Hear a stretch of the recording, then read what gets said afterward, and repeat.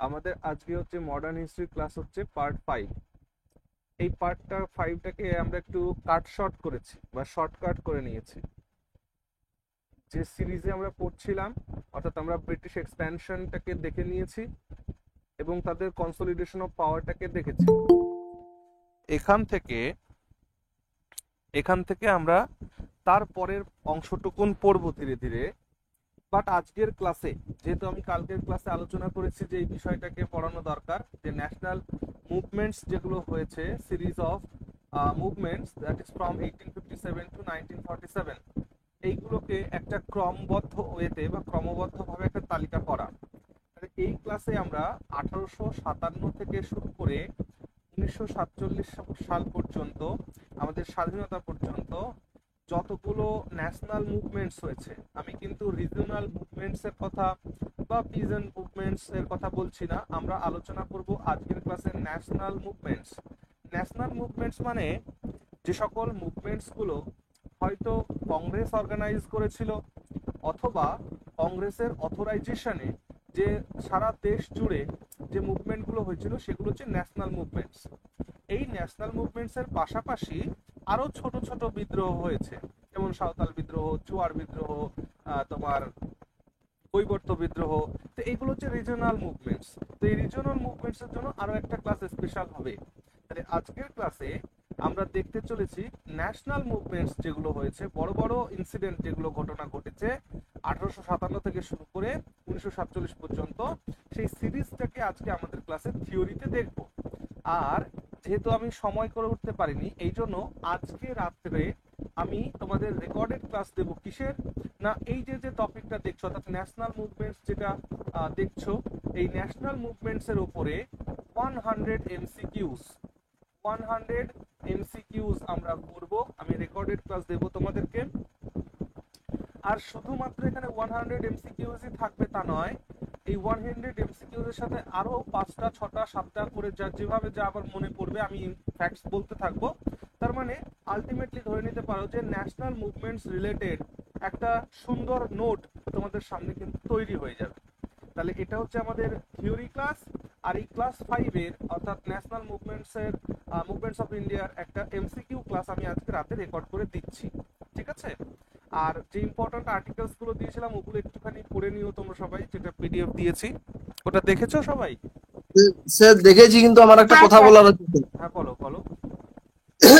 Sorry sir, বলছি যে sir আপনি যেরকম ভাবে দিচ্ছেন, যে একটা কোশ্চেন দিচ্ছেন তারপর এটা কোন আর্টিকেল এরকম দিচ্ছেন, হ্যাঁ, এরকম করলে কি ভালো হতো না? যে ধরুন আপনি প্রত্যেকটা আর্টিকেল দিয়ে দিলেন, সাইডে সাইডে বলে দিলেন, এক থেকে একদম পুরো এরকম করে দিলেন, এরকম ভাবে।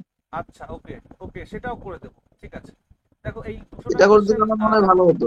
ওকে ওকে, তুমি যেটা চাইছো মানে অল আর্টিকেলস অ্যান্ড তার অল আর্টিকেলস, আর সেই আর্টিকেল কোন আর্টিকেলে কি বলা হচ্ছে এটা এইটার নোট দিতে, তাই তো? হ্যাঁ স্যার। ঠিক আছে, এটা নোট আমি প্রোভাইড করে দিব। কিন্তু একটা কথা শোনো, এটা স্যার যে, আজকের ক্লাসের নোটটা কি প্রোভাইড করে দেবেন? হ্যাঁ, আজকের ক্লাসের নোটটা আমি পিডিএফ দিয়ে দিচ্ছি গ্রুপে। ঠিক আছে? হ্যাঁ, সো আজকের ক্লাসে কোনো কিছু নোট আচ্ছা। করতে হবে না, শুধু দেখতে থাকো। ঠিক আছে, শুধু দেখতে থাকবে। আর তোমার এই যে অল আর্টিকেলস যেটা বললে, এটাও আমি দিয়ে দিচ্ছি নোট করে। আর যেটা তোমাদের এই যে যে কোয়েশ্চেন দিয়েছি না, 200টা কোয়েশ্চেন, এই 200টা কোয়েশ্চেন আমাদের তো 15 সেপ্টেম্বর পরীক্ষা। তার আগে সব আচ্ছা, দুদিন পর পর এই নোটটা একবার পড়া যাবে? দুদিন অন্তর অন্তর এই নোটটা একবার পড়া যাবে কিনা?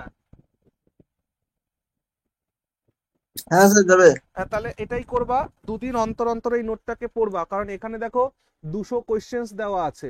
এই 200 কোয়েশ্চেন মানে এতদিন ধরে আর্টিকেলস, দেখো আর্টিকেলস আছে 395, 395। আর যদি সব মিলিয়ে যদি অ্যামেন্ডমেন্টের ফলে নতুন আর্টিকেল যদি ধরি 448, এই 448-এর মধ্যে গুরুত্বপূর্ণ কিন্তু 200 আর্টিকেলস, যে আর্টিকেলস গুলো পরীক্ষায় বারবার জিজ্ঞেস করা হয়। সেই জন্য এই 200 কোয়েশ্চেন কিন্তু ইম্পর্টেন্ট আছে। ওকে, বাকি তুমি যেটা বললে অল আর্টিকেল, সেটাও আমি দিয়ে দিব। ঠিক আছে, এখন আমরা এখানে ফোকাস করি। দেখো, আমরা যদি আমাদের ইন্ডিয়ান ন্যাশনাল মুভমেন্টস এর ওভারভিউটাকে যদি দেখি, তাহলে আমরা দেখব যে the freedom struggle is an important chapter in Indian history. Okay, it is marked by years of courage, sacrifice and struggle against colonialism. The struggle lasted for almost a century, 1857 থেকে শুরু করে 1947 সাল পর্যন্ত। সিপাহী বিদ্রোহ 1857 সালে শুরু হয়েছিল, তারপর থেকে আমাদের স্বাধীনতা অর্জন 15ই আগস্ট 1947 সাল পর্যন্ত। এই যে প্রায় একটা 100 বছর ধরে কিন্তু ভারতবর্ষের সাহসিকতা, ভারতবর্ষের আত্মত্যাগ এবং ভারতবর্ষের স্বাধীনতার সংগ্রাম এটা কিন্তু যুক্ত। এখানে আমরা সেভারাল লিডার্সদের দেখতে পারবো যারা এই স্বাধীনতা সংগ্রামে তাদের গুরুত্বপূর্ণ যোগদান রেখেছিলেন। হ্যাঁ, তাদের আইডিওলজি কি ছিল, তাদের ভিশন কি ছিল, সেই বিষয়গুলো রয়েছে। এবং এই স্ট্রাগলগুলো বিভিন্ন আঙ্গিকে হয়েছিল, যেমন নন কোঅপারেশন দিয়ে শুরু হয়েছিল। হ্যাঁ, আমরা যদি আমাদের ন্যাশনাল মুভমেন্টসটাকে দেখি তাহলে দেখব যে ন্যাশনাল মুভমেন্টসের 3টি প্রবাহ রয়েছে। তো প্রথম এই আন্দোলন শুরু হয়েছিল নন কোঅপারেশনের মাধ্যমে, অর্থাৎ অসহযোগের আন্দোলনের মাধ্যমে। সেই অসহযোগ আন্দোলন যখন ফেল হলো তখন সিভিল ডিসঅবিডিয়েন্স মুভমেন্ট শুরু হলো। এই সিভিল ডিসঅবিডিয়েন্স আর এই নন কোঅপারেশন এই দুটোর মাঝামাঝি একটা জায়গায় গিয়ে আর্মড প্রটেস্ট, হ্যাঁ, অর্থাৎ অস্ত্র শস্ত্র দিয়ে একটা লড়াই শুরু হলো। তো এই 3টে ধারা প্রবাহিত হয়ে আমাদের ফাইনাল ডেস্টিনেশন দ্য ইন্ডিপেন্ডেন্স আমরা কিন্তু অর্জন করেছি। আমাদের 1885 সালে কংগ্রেসকে স্টাবলিশ করা হলো, ন্যাশনাল কংগ্রেসের ফরমেশন করা হলো অ্যালান অক্টাভিয়ান হিউমের দ্বারা, ঠিক আছে না? তো এই কংগ্রেসটাকে একটা সেফটি ভালভ থিওরি বলে একটা কনসেপ্ট আছে। বলা হলো যে ভারতীয়রা যেভাবে মুভমেন্ট করছিল, হ্যাঁ, এই জায়গায় এই প্রভিন্সে মুভমেন্ট শুরু হচ্ছে, ওই প্রভিন্সে মুভমেন্ট শুরু হচ্ছে, এই ছোট ছোট মুভমেন্টগুলো ইংরেজদের না শিরোপীড়ার কারণ হয়ে দাঁড়িয়েছিল। তাই ইংরেজরা চেয়েছিল যে ভারতীয়দেরকে একটা সুতোয় গেঁথে দিতে, যাতে এই ছোট ছোট আন্দোলনগুলো না হয়, যা হবে একটা হবে সেটাকে সামলে নেওয়া যাবে। তো সেই উদ্দেশ্য থেকে ইন্ডিয়ান ন্যাশনাল কংগ্রেসের ক্রিয়েশন হলো। ভারতীয় জাতীয় কংগ্রেসের ক্রিয়েশন আসলে ইংরেজদের জন্য একটা সেফটি ভলভ হিসাবে কাজ করছিল শুরুর দিকে। কিন্তু আমরা দেখব যে সেই ন্যাশনাল কংগ্রেসই পরবর্তীকালে তাদের মধ্যে এক্সট্রিমিস্ট আর মডারেট দুটো টিম আলাদা হয়ে যাচ্ছে, তাই না? 1907 সালের সুরাট অধিবেশন, সেখানে গিয়ে তাদের আলাদা হয়ে যাচ্ছে এবং দেখা যাচ্ছে যে কংগ্রেসের বাইরেও অনেকে বেরিয়ে যাচ্ছে, যেমন নেতাজি সুভাষচন্দ্র বসু, তারা বাইরে বেরিয়ে যাচ্ছে, সশস্ত্র বিপ্লবের জন্য তারা সংগ্রাম করছে। এইভাবে কংগ্রেসটা যে একটা সেফটিভাল থিওরি, এটা একটা প্রশ্ন জিজ্ঞেস করে, তো এটা পুরোপুরি যে সর্বৈব সত্য এ কথাটা ঠিক নয়, বরঞ্চ এটা বলা যেতে পারে যে ইন্ডিয়ান ন্যাশনাল কংগ্রেস যদি না ফর্ম করতো ব্রিটিশরা, তাহলে হয়তো ভারতীয় স্বাধীনতা সংগ্রাম অর্জন করতে হয়তো আরো দেরি হতো, না হলে হয়তো আরো আগে হয়ে যেত। কেমন আমি বোঝানোর চেষ্টা করছি? দেখো, ইন্ডিয়ান ন্যাশনাল কংগ্রেস ফরমেশন হওয়ার পরে ভারতবর্ষের যে রাজনীতি বা ভারতীয় যারা, তারা একটা প্ল্যাটফর্ম পেয়েছিল, একটা সিঙ্গেল প্ল্যাটফর্ম পেয়েছিল, একটা সেন্ট্রালাইজড প্ল্যাটফর্ম পেয়েছিল তাদের স্ট্রাগল, সংগ্রাম, দাবি দাওয়া আদায় করার জন্য। তাই এই কংগ্রেস যদি সৃষ্টি না হতো, দুটো কাজ হতে পারত। হয়তো বিশেষভাবে অনেক লড়াই সংগ্রাম হতো অস্ত্র শস্ত্র দিয়ে, সেইখানে হয়তো তাড়াতাড়ি আমরা স্বাধীনতা পেয়ে যেতাম, এটাও হতে পারে। কিন্তু তাতে কি হতো, অনেক জনক্ষয় হতো, আমাদের অনেক মানুষকে প্রাণ আহুতি দিতে হতো, এটা একটা হতে পারতো। আবার এটাও হতে পারতো যে আইএনসির মতন যদি একটা সেন্ট্রাল অর্গানাইজেশন না থাকতো, তাহলে হয়তো গঠিতভাবে বা সংগঠিতভাবে যে মুভমেন্টটাকে করা দরকার সেটা হয়তো আমরা নাও করতে পারতাম। তাই কংগ্রেসের দুটো দিক ব্যাখ্যা করা দরকার আমাদের। যখন আমরা নোট লিখবো তখন এর ভালো দিক খারাপ দিক দুটোকেই আলোচনা করতে হবে। ওকে, বেশ। এই বিষয়গুলো আজকের ক্লাসে যেগুলো তোমরা দেখবে, মনে করো না যে এটাই লাস্ট, এটা লাস্ট নয়, এটা একটা ওভারভিউ ক্লাস। যেহেতু আমাদের সামনে একটা এক্সামিনেশন রয়েছে, সেই এক্সামিনেশনটার জন্য আমি তোমাদের একটা সিরিজ দেখানোর জন্য, যে প্রথম কোনটা হলো, তারপর কোনটা হলো, কোনটার সাথে কিসের রিলেশন রয়েছে, জাস্ট একটা ওভারভিউ বা একটা আউটলাইন দেওয়ার জন্য আজকের এই ক্লাসটা। তাছাড়া আমাদের হিস্ট্রি ক্লাস যেমন চলছে, আমরা প্রত্যেকটা ক্লাসে প্রত্যেকটা টপিককে নিয়ে খুব ডিটেলসে আলোচনা করব।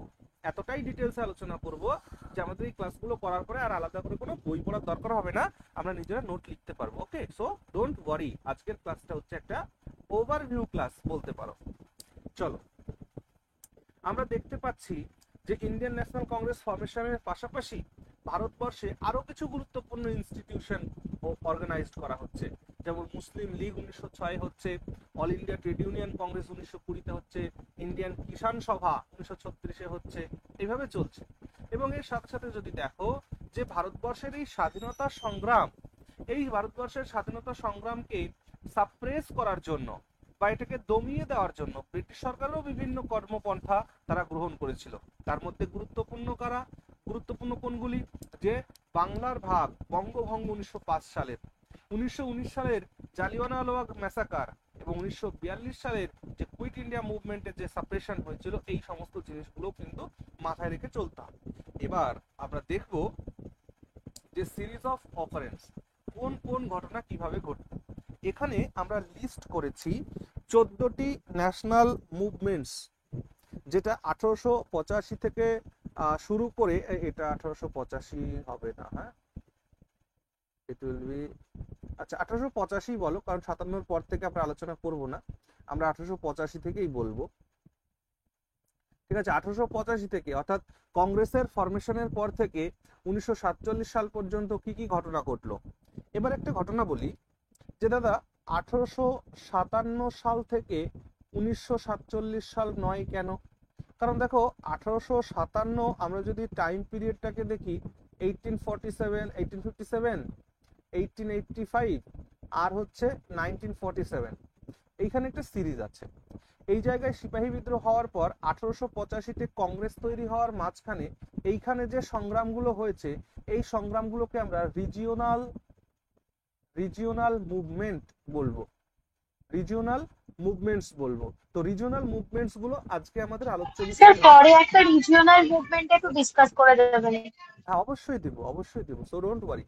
আজকে একটা ওভারভিউ ক্লাস হচ্ছে। আজকে আমরা দেখতে চলেছি 1885 থেকে শুরু করে 1947 সালের মধ্যে যে গুরুত্বপূর্ণ ঘটনা আমাদের হয়েছে, এই পার্টটাকে আমরা দেখছি। এটা আমরা লেটার অন কোনো ভিডিওতে, আমরা লেটার অন কোনো ক্লাসে এটাকে দেখব। ওকে, বেশ, চলো 1857 সিপাহী বিদ্রোহের পরেই আমরা সোজা চলে আসবো কোথায়? 1885 সালে, যেখানে আইএনসির ফাউন্ডেশন হচ্ছে। আইএনসির ফাউন্ডেশনের পরবর্তী ঘটনা আমরা দেখবো স্বদেশী মুভমেন্ট। স্বদেশী মুভমেন্টটা 1905-এ শুরু হয়েছিল কেন? বঙ্গভঙ্গকে টার্গেট করে, অর্থাৎ বাংলা ভাগকে প্রতিরোধ করে বা বাংলা ভাগের বিরোধিতা করে স্বদেশী মুভমেন্টের শুরু হয়েছিল। এই স্বদেশী মুভমেন্টের মধ্যে যখন বাংলা ভাগ হলো, তখন মুসলিম লীগেরও একটা ফাউন্ডেশন তৈরি হলো। কারণ দেখা গেল যে বাংলায় যে অংশ, বাংলা ভাগ হয়েছিল যে অংশে মুসলিম জনসংখ্যা আধিক্য ছিল, সেই জায়গাটাকে ডিভাইড করা হয়েছিল। অর্থাৎ যে ভাগটা করে দেওয়া হয়েছিল, দুটো ভাগ করা হয়েছিল, একটা হচ্ছে পশ্চিমবঙ্গ, একটা হচ্ছে পূর্ববঙ্গ। তো পূর্ববঙ্গে মুসলিমদের ডমিনেশনটা বেশি ছিল, আর পশ্চিমবঙ্গে হিন্দুদের ডমিনেশনটা বেশি ছিল। তাই এই যে বঙ্গভঙ্গ, এই জায়গাটা কিন্তু মুসলিমদেরকে একটা সুযোগ করে দিয়েছিল যে তারা নিজেদের মতন করে ইনস্টিটিউশন তৈরি করতে পারে। অর্থাৎ মুসলিম লীগের ফাউন্ডেশন 1906 আমরা দেখব ঢাকাতে হবে। ওকে, তারপর 1914-তে গদর পার্টি শুরু হবে কোথায়? ভারতবর্ষের বাইরে, আমেরিকাতে তৈরি হবে। যে দেশের বাইরে থেকে ব্রিটিশ সরকারকে উৎখাত করার জন্য যে আন্দোলন, সেখানে তৈরি হবে গদর পার্টির মাধ্যমে। সান ফ্রান্সিসকোতে হচ্ছে। হ্যাঁ, এটা যদি 1913, হ্যাঁ 1913-তে ফরমেশন হচ্ছে, কাজটা 1914 থেকে শুরু হচ্ছে। তারপর আমরা দেখব হোম রুল মুভমেন্ট। এই হোম রুল মুভমেন্ট ভারতবর্ষে দুজন ব্যক্তিত্ব গুরুত্বপূর্ণ। এক হচ্ছে আমাদের বাল গঙ্গাধর তিলক, আর একজন হচ্ছেন অ্যানি বেসান্ট। ঠিক আছে, অ্যানি বেসান্ট আর বাল গঙ্গাধর তিলক, এনারা হোম রুল মুভমেন্ট শুরু করলেন। হোম রুল মুভমেন্ট প্রথম শুরু করেছিলেন হচ্ছে বিজি তিলক। বিজি তিলক শুরু করেছিলেন 1916 সালের ওই মার্চ বা এপ্রিল মাস নাগাদ, অর্থাৎ বছরের শুরুর দিকে শুরু করেছিলেন, এবং তার হেডকোয়ার্টার ছিল হচ্ছে পুনাতে।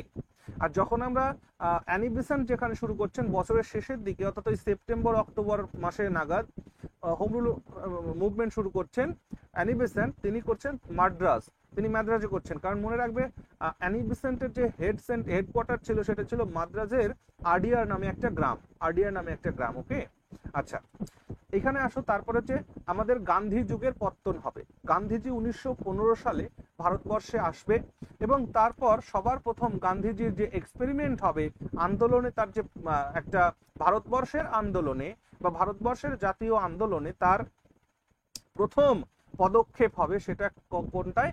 চম্পারণ সত্যাগ্রহের মাধ্যমে।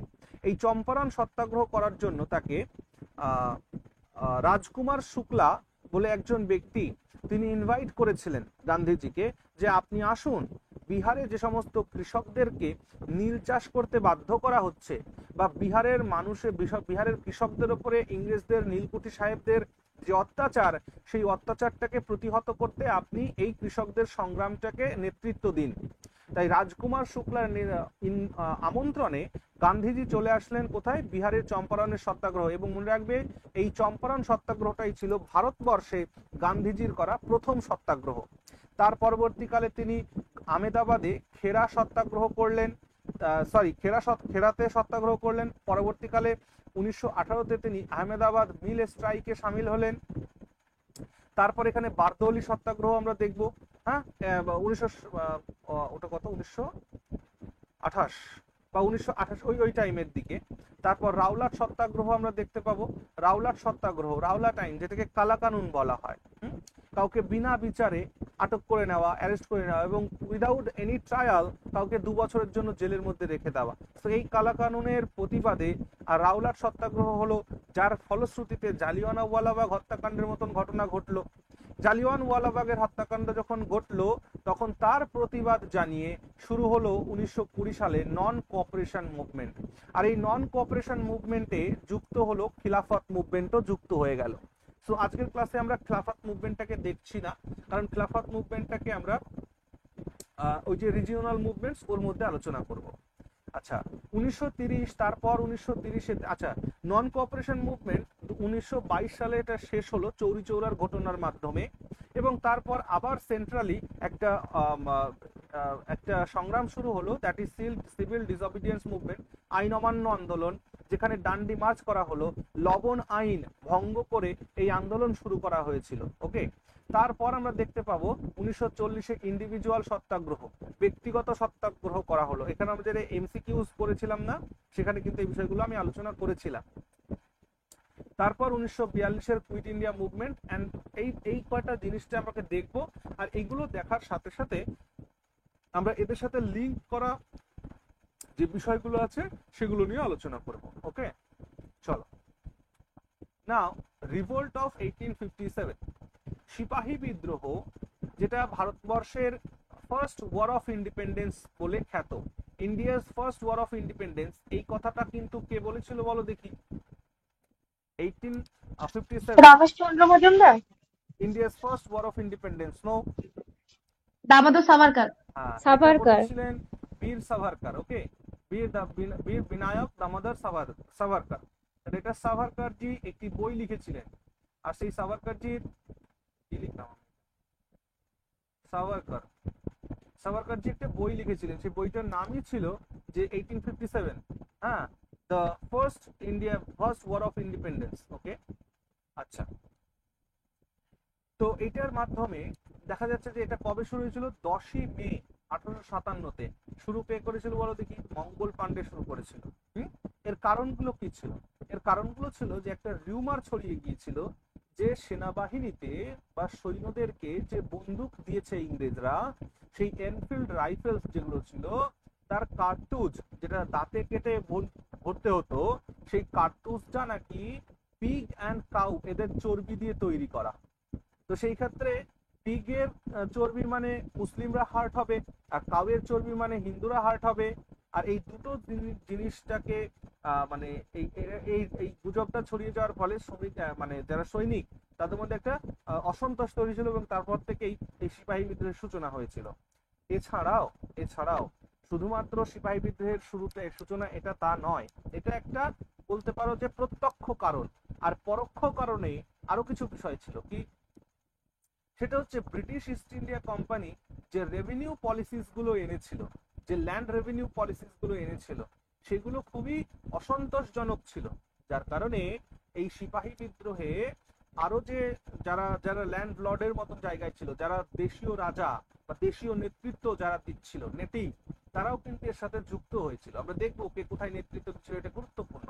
তাহলে এই ল্যান্ড রেভিনিউ পলিসিস যেটা, এইটা হচ্ছে আমাদের নেক্সট ক্লাস হতো যদি আজকে আমরা এই ক্লাসটা না করতাম। ঠিক আছে না? কালকে এটা বললাম যে এটা পড়বো, তাই আজকে আমরা এটা পড়ছি। তো তো যদি এটা আমরা না পড়তাম তাহলে আজকে আমাদের এটাই আলোচনার বিষয় হতো যে ইংরেজদের আমলে যখন ব্রিটিশরা তাদের পাওয়ারটাকে কনসলিডেট করলো আমাদের ভারতবর্ষে, তখন তারা নতুন নতুন কি কি ল্যান্ড রেভিনিউ পলিসিস নিয়ে এসেছিল। তো এটা আমরা পরবর্তীকালে পড়বো, সো ডোন্ট ওয়ারি। এখানে দেখতে পাচ্ছ যে ইনএফিশিয়েন্ট আর ineffective administration, British East India কোম্পানির যে শাসন সেটা ইনএফিশিয়েন্ট ছিল, ইনএফেক্টিভ ছিল, সকল কিছুর বিরুদ্ধে একটা ক্ষোভ। ডালহৌসি যে ডকট্রাইন অফ ল্যাপস চালু করেছিল তার ক্ষোভটাও ছিল। এছাড়াও যে রিলিজিয়াস ডিসঅ্যাবিলিটিস গুলো ছিল, ডিসঅ্যাবিলিটিস অ্যাক্ট, হিন্দুদের যে আইন বা হিন্দু কোডস বিল যেটা আনা হয়েছিল, হিন্দু কাস্টমসকে সেগুলোকে মডিফাই করা হচ্ছিল, যেটা জনসমাজের মধ্যে একটা বিরোধ বা বিতৃষ্ণা তৈরি করেছিল। এর ফলে কি হলো, এই 1857 এই বিপ্লবের ফলে ভারতবর্ষে যে দ্বৈত শাসন ব্যবস্থা ছিল সেটার সমাপ্তি ঘটলো। অর্থাৎ ভারতবর্ষের কোম্পানির শাসন আর ক্রাউনের শাসন এই দুটো মার্জড হয়ে এক ভারতবর্ষে ক্রাউনের রুল এস্টাবলিশড হলো। ব্রিটিশ অফিসিয়ালস যারা সিভিল সার্ভেন্ট, হ্যাঁ, এবং মিলিটারি অ্যাডমিনিস্ট্রেশনে তাদের অ্যাপয়েন্টমেন্ট শুরু হলো। Indian troops and increase British troops, অর্থাৎ ভারতীয় সৈন্যবাহিনীর সংখ্যা কমিয়ে দেওয়া হলো, ব্রিটিশ সৈন্যবাহিনীর সংখ্যা বাড়িয়ে দেওয়া হলো, ঠিক আছে। আর ডিভাইড অ্যান্ড রুল পলিসি গ্রহণ করা হলো। ডিভাইড অ্যান্ড রুল পলিসি, যে ভারতীয়দেরকে সংগ্রাম যদি বন্ধ করতে হয় তাহলে তাদেরকে আগে ডিভাইড করতে হবে, তাদের মধ্যে ডিভাইডেশন ক্রিয়েট করতে হবে, অ্যান্ড দেন তাদেরকে রুল করতে হবে। এই পলিসিগুলো আমরা দেখবো।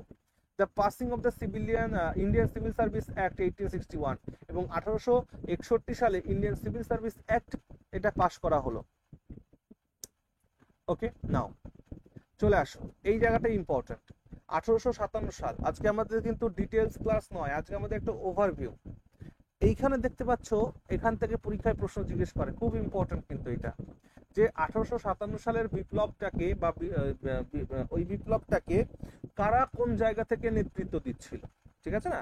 যেমন দিল্লি থেকে নেতৃত্ব দিচ্ছিল হচ্ছে বাহাদুর শাহ জাফর আর বাকু সিং। বাহাদুর শাহ জাফর আর বাকু সিং হচ্ছে নেতৃত্ব দিচ্ছিল, আর তাদেরকে সাপ্রেস করেছিল নিকোলসন।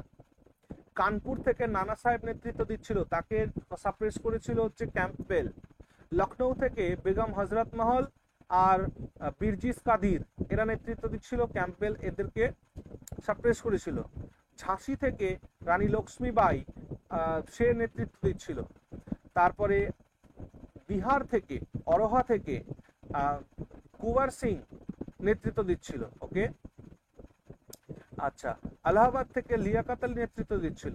বারেলি থেকে খান বাহাদুর নেতৃত্ব দিচ্ছিল। উড়িষ্যা থেকে সুরেন্দ্র শাহী আর উজ্জ্বল শাহী নেতৃত্ব দিচ্ছিল, ওকে। তো এইখান থেকে কিন্তু পরীক্ষায় প্রশ্ন জিজ্ঞাসা করে, ওকে। কুঁওয়ার সিং বা কনভার সিং মনে রাখবে, এটাকে কনভার সিংও বলে, conveyor Singh, conveyor Singh, conveyor Singh Bihar থেকে। চলো, এর আউটকাম কি হলো, এই বিপ্লবের আউটকাম কি হলো। 1857 সালের রিভোল্টটা ফেল করেছিল, কারণ এখানে লোকাল যে জনগণ, হ্যাঁ, যে লোকাল জনগণ বা সেন্ট্রাল লিডারশিপের অভাব ছিল, যে কেন্দ্রীয়ভাবে একজন নেতৃত্ব দেবে এরকম একটা নেতৃত্বের অভাব ছিল। এবং আম আদমি যাদেরকে আমরা বলি, সাধারণ জনগণ, সেই সাধারণ জনগণের পার্টিসিপেশন এই বিপ্লবে ছিল না, যার কারণে এটি ব্যর্থ হয়েছিল। Many Indian rulers such as Maharaja of Kashmir, ইন্দোরের হোলকাররা এবং গোয়ালিয়রের সিন্ধিয়ারা এই 1857 সালের এই বিপ্লবে যোগদান করেনি, ওকে। এই সমস্ত কারণের জন্য এই বিপ্লব কিন্তু ব্যর্থ হয়েছিল। এরপর চলে আসো ফরমেশন অফ আইএনসি তে ডাইরেক্টলি। তাহলে এর মাঝের যে ঘটনাগুলো সেগুলোকে আমরা আজকের ক্লাসে আলোচনা করব না, কোনো অন্য ক্লাসে আলোচনা করব। আইএনসির ফরমেশন যখন হচ্ছে, তো আইএনসির ফরমেশনের পর থেকে, অর্থাৎ 1885 থেকে শুরু করে 1947 সাল পর্যন্ত 3টে ফেজে আলোচনা করতে পারো। এক তো 1805 থেকে শুরু করে 1885 থেকে 1905 পর্যন্ত যে ফেজ কংগ্রেসের, সেটাকে বলতে পারো যে মডারেট ফেজ, হ্যাঁ। মানে এইখানের মানুষের যে নিয়ম নীতি ছিল, সেই নিয়ম নীতিটা কি ছিল, তাদের কি দাবি দাবা ছিল, তারা পিটিশনের মাধ্যমে, তারা প্রেয়ারের মাধ্যমে, তারা প্লির মাধ্যমে নিজেদের ডমিনিয়ন স্ট্যাটাসটাকে অর্জন করার একটা চিন্তা ভাবনা। ডমিনিয়ন স্ট্যাটাস মানে কি বলো দেখি একটু, কারো যদি ধারণা থাকে। ডমিনিয়ন স্ট্যাটাসটা কি? মানে ইংল্যান্ডের শাসনের আওতায় থেকেই নিজেরা স্বায়ত্ত শাসন একদম করা। তাই, হ্যাঁ একদমই ঠিক। মানে আমরা থাকবো তো ব্রিটিশদের প্রজা, কিন্তু আমরা নিজেরা নিজেদের শাসনটুকুন করব, এটা।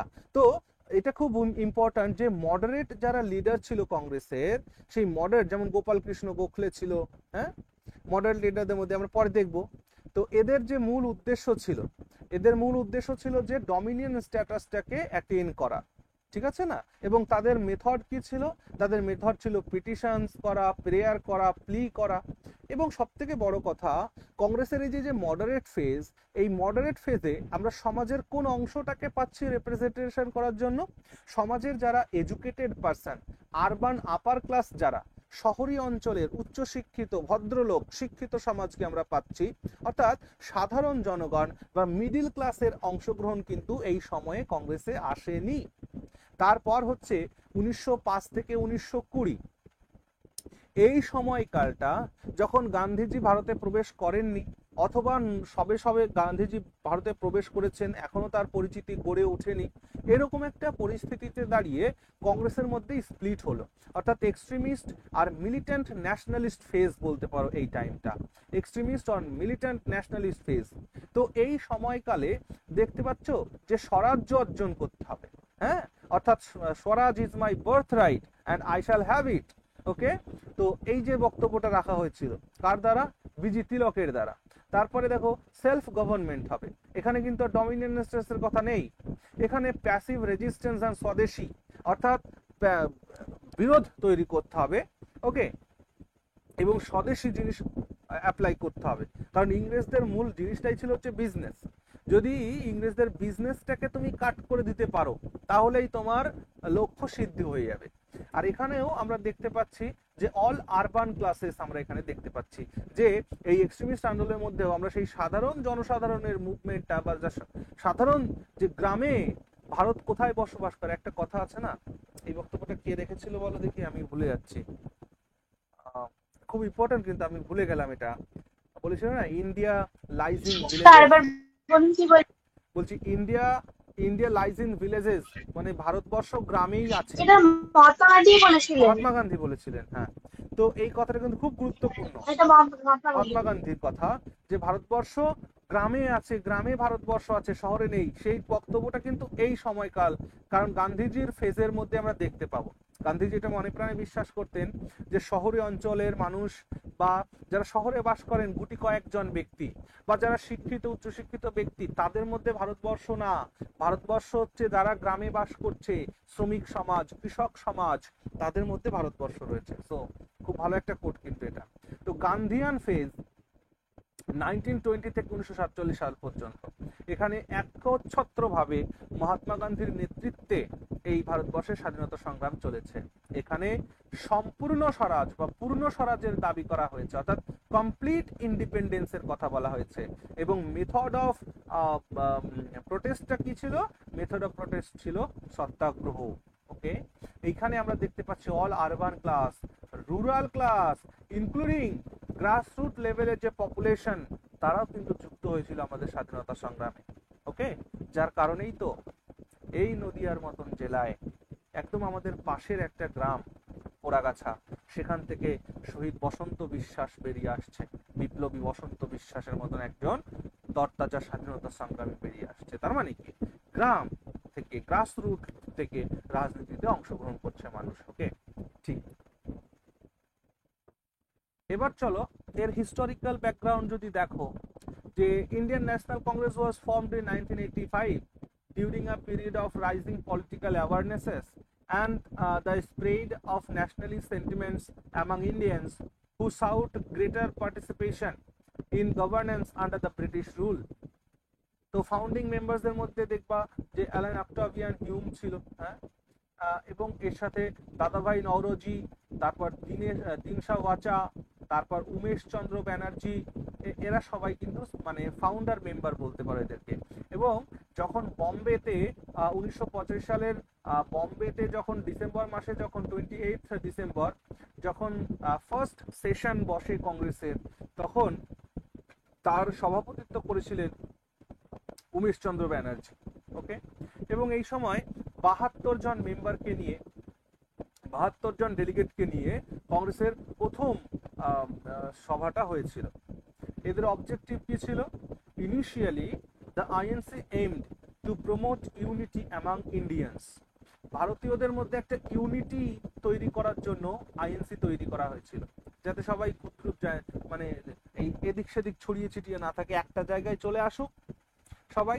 এটাই ছিল কংগ্রেসের মূল উদ্দেশ্য প্রথম a platform for dialogue between Indian leaders and the British government, অর্থাৎ ব্রিটিশ সরকারের সাথে ইন্ডিয়ান লিডার্সদের একটা ডায়ালগের একটা ক্ষেত্র তৈরি করাটাই ছিল হচ্ছে এই কংগ্রেসের উৎপত্তির কারণ। এবং সেটা দেখো গ্র্যাজুয়ালি পরবর্তীকালে এই কংগ্রেসের দ্বারাই কিন্তু কনস্টিটিউশনাল রিফর্মস এর কথা চলে আসে ধীরে ধীরে।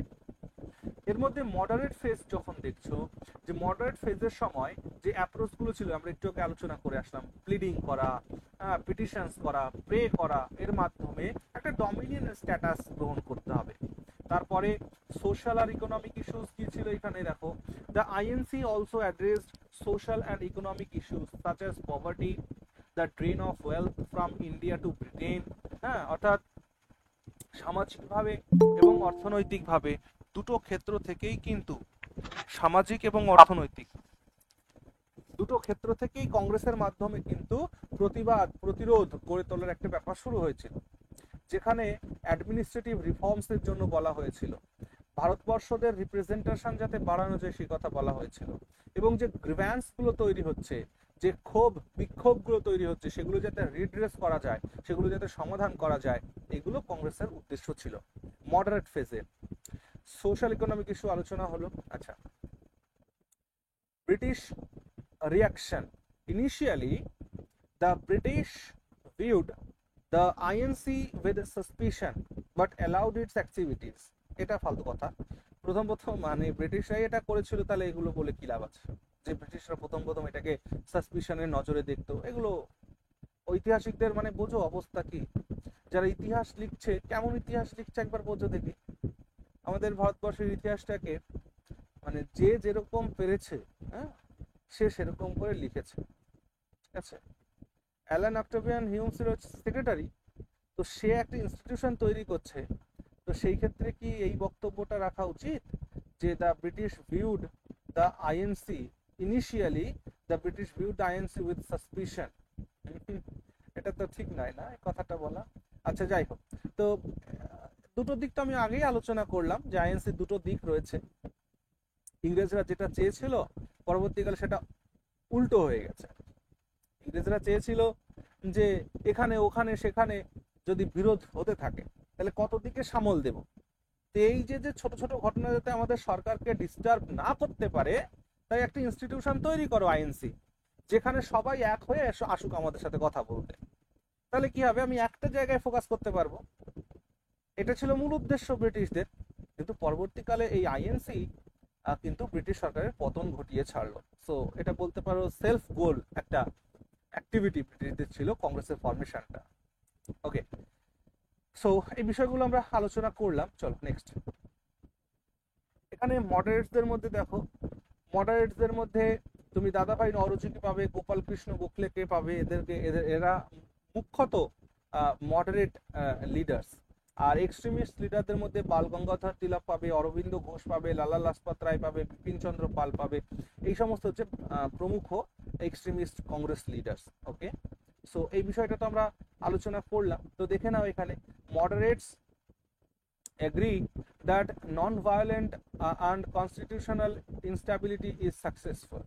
তারা চেয়েছিল যে নন ভায়োলেন্ট ওয়েতে এবং কনস্টিটিউশনাল যে ইনস্টেবিলিটি, এইটাই মোটামুটি তাদের অর্জন করতে হবে, তাই একটা ডমিনেন্ট স্ট্যাটাস অর্জন করতে হবে। কিন্তু extremists were progressive in their approach, their requests have been attacking, they trusted themselves as a tool against conquest. General management reform movement and human rights protection are some of the contribution of moderates. আর এখানে the contributions of extremists including Swaraj's appeal, adding value to the surge in social mobilization, the extension of nationalism, raising the bottlenose communalism rising, okay, establishment of rural sanitation, voluntary organization, etc. Moderates were quite elitist, আর extremists were predominantly urban or middle class. Okay, now partition of Bengal.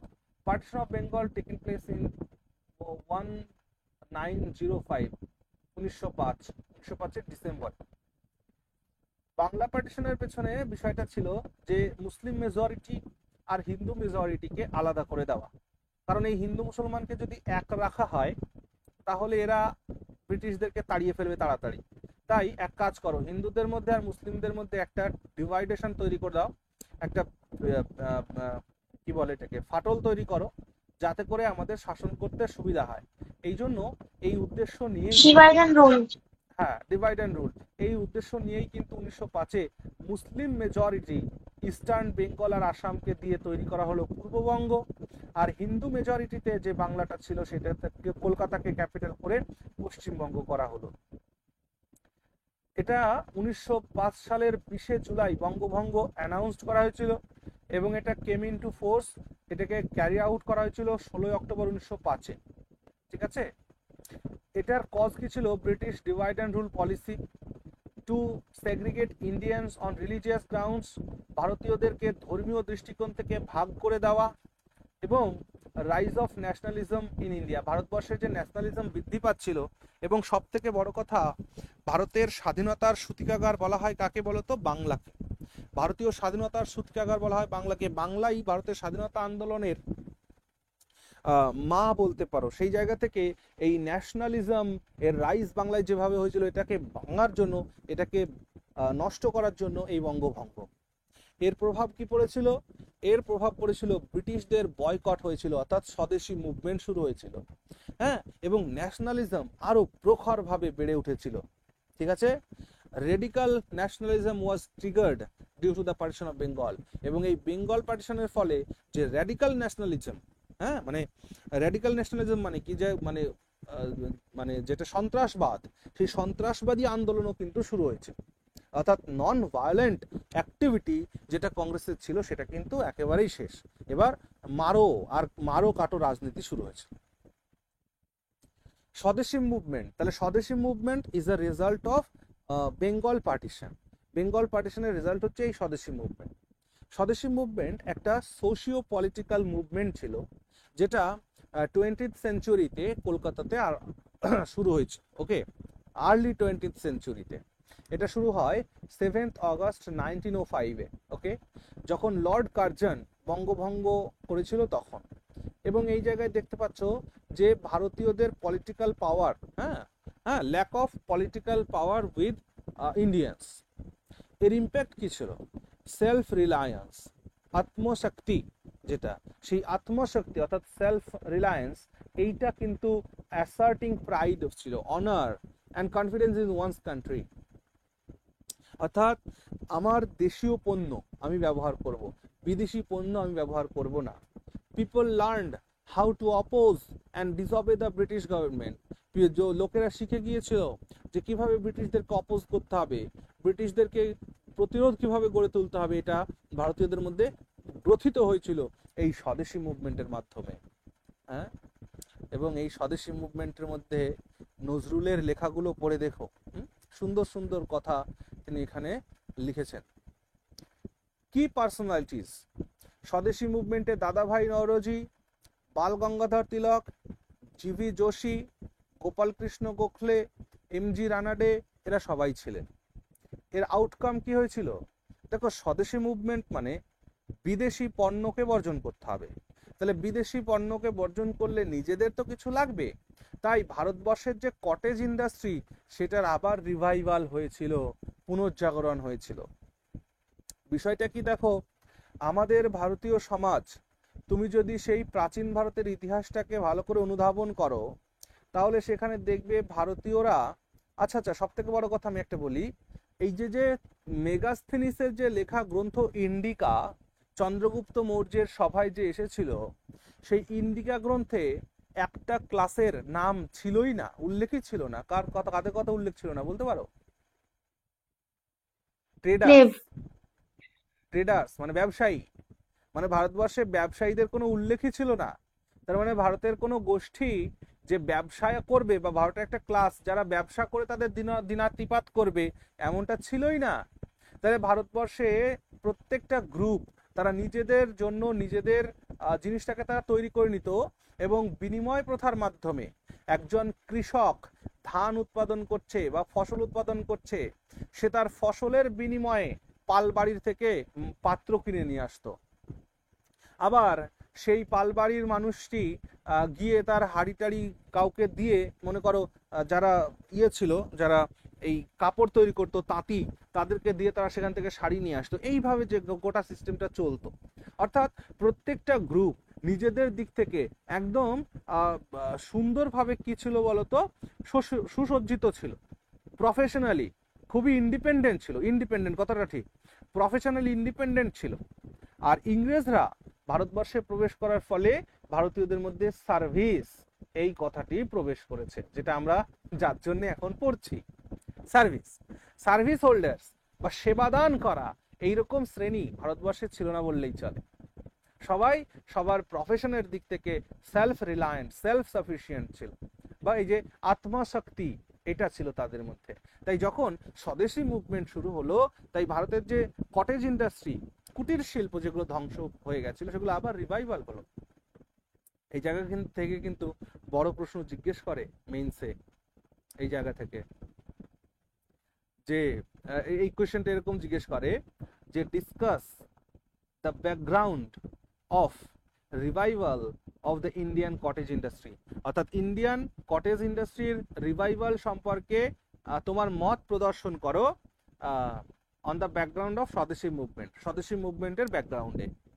তাহলে establishments of Swadeshi textile mills, show factories, rise of nationalism etcetera.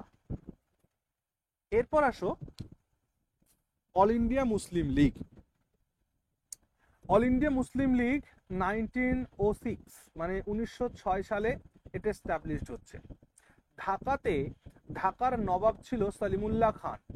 তো সলিমুল্লাহ খান ডাকলেন সমস্ত মুসলিম নেতাদেরকে, ডেকে বললেন আসো আমরা আমাদের অধিকার আদায়ের জন্য, যেহেতু আমাদের বাংলা আমরা ভাগ হয়েছে, বাংলা আমরা পেয়েছি, তাহলে বাংলা মুসলিম প্রিডমিনেন্ট এলাকা, তো এই জায়গাটাতে আমাদের শাসনটাকে আমাদের নিজেদের বুঝে নিতে হবে, তাহলে আসো।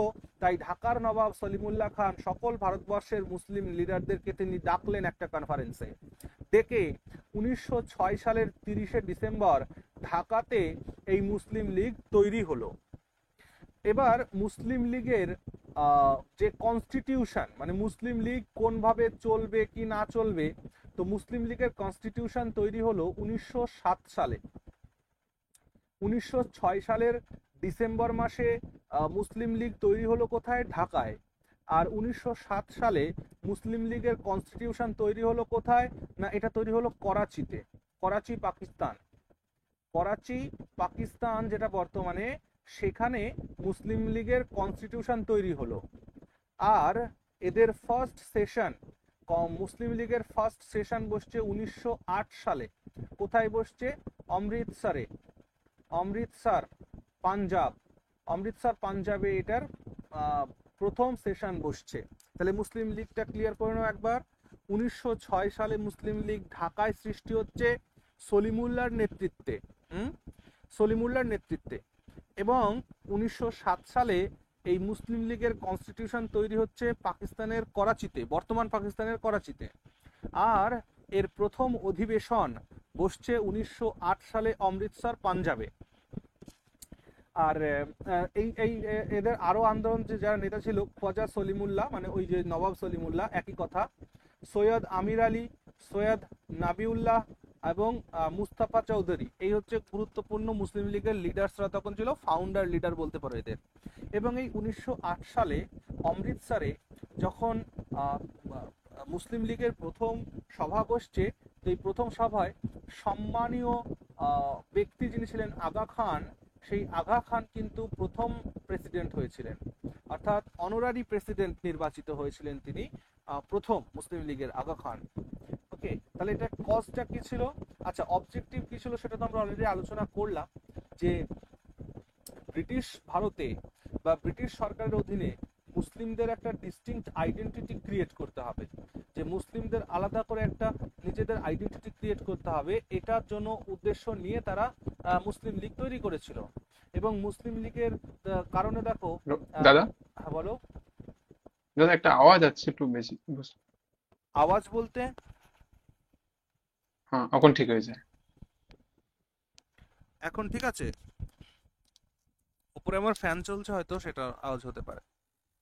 না ফ্যানের না, ফ্যানের আওয়াজ না। ওকে, চলো তাহলে। To protect Muslims' political rights, express such rights to the government to stop Muslims from developing intolerance toward other communities in India. অর্থাৎ যাই হোক, মোট কথা হলো মুসলিমদের স্বার্থ রক্ষা করার জন্য মুসলিম লীগ তৈরি হলো। Impact: it established the presumption that because Hindus and Muslims belong to separate cultures, they cannot coexist in the same nation. এবং আলটিমেটলি এই মুসলিম লীগ ক্রিয়েশনের ফলে যেটা হলো যে হিন্দু আর মুসলিম এদের মানে সংস্কৃতি সভ্যতা আলাদা, এরা কখনো একসাথে থাকতে পারে না। আর এই জায়গা থেকেই কিন্তু পাকিস্তানের ক্রিয়েশনের জায়গাটা বা চিন্তা ভাবনাটা তৈরি হবে। কি পার্সোনালিটিস কে ছিল বললাম, চলো নেক্সট। সুরাট। এবার সুরাটের স্প্লিট হয়েছিল 1907-এ, 1907 সালে কংগ্রেস সেশন। কংগ্রেসের কোন জায়গায় সেশন? সুরাটের অধিবেশন। কংগ্রেসের সুরাট অধিবেশনে 1907 সালে চরমপন্থী এবং নরমপন্থী এদের দুটো ভাগ হয়ে গেল, ঠিক আছে? এবং এদের ভাগ হওয়ার ফলে যেটা হলো সেটা হচ্ছে 1909 সালের মরলেমিন্টো রিফর্মস অ্যাক্ট আমাদের লাগু হলো। মরলেমিন্টো রিফর্মস অ্যাক্ট, ঠিক আছে?